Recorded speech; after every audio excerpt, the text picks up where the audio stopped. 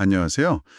오늘은 루돌프 슈타이너 강연 GA132의 아주 심오한 내용들을 좀 같이 파헤쳐 보려고 합니다. 네. 저희가 살펴볼 자료는 이 강연 중 일부인데요.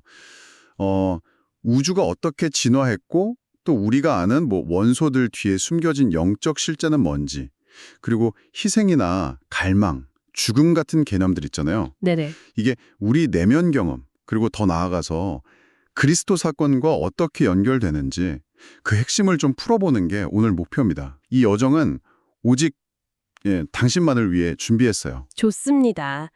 이 지식은 보통 아카샤 연대기라고 부르는 어떤 영적인 기록에서 나왔다고 하죠.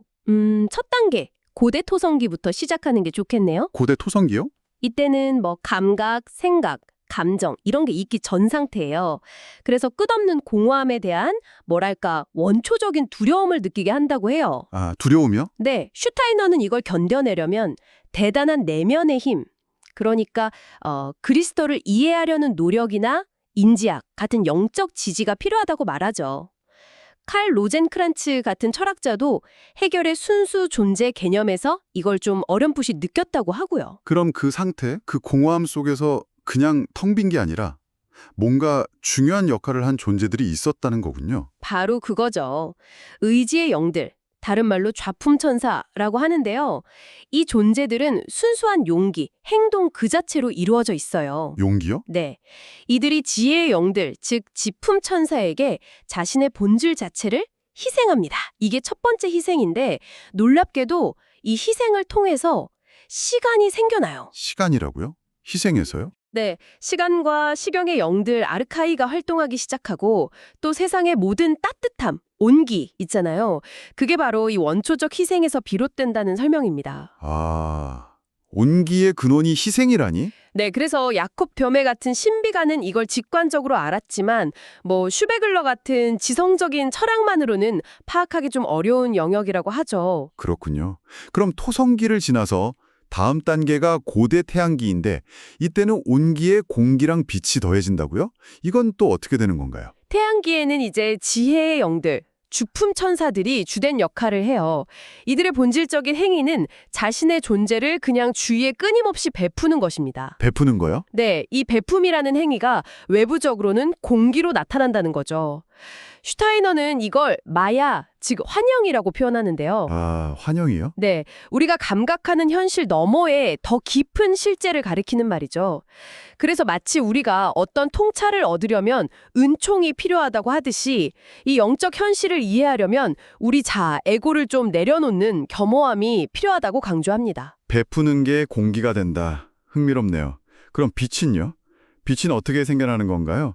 그리고 체념이라는 개념도 나온다는데 이건 또 뭔가요? 포기 같은 건가요? 아, 빛은요, 대천사들, 아크엔젤로이라는 존재들이 지혜의 영들이 베푼 선물을 받아서 그걸 거울처럼 반사할 때 그 반사가 바로 빛이 되는 겁니다. 아하, 반사된 거군요. 네.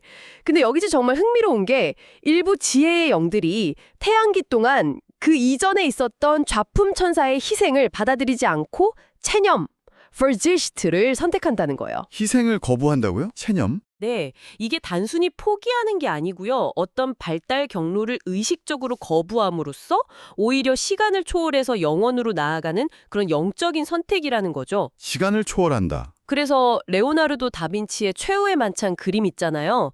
그리스도가 유다를 받아들이는 모습.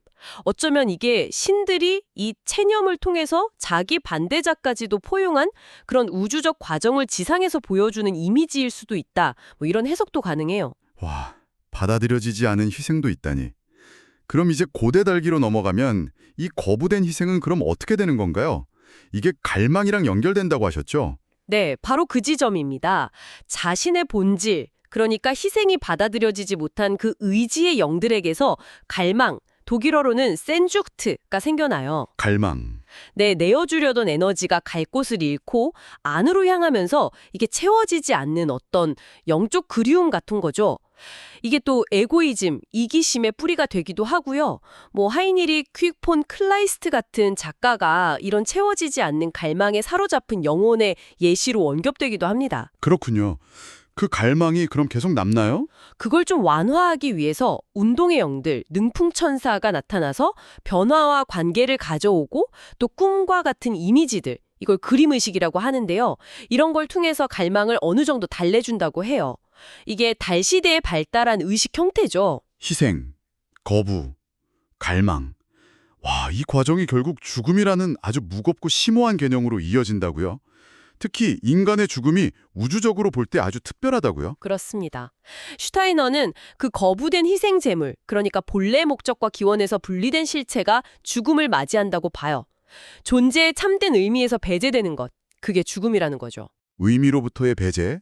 네. 그리고 이 죽음이야말로 환영, 즉 마야의 세계 속에서는 유일하게 실제적인 것이라고 말합니다.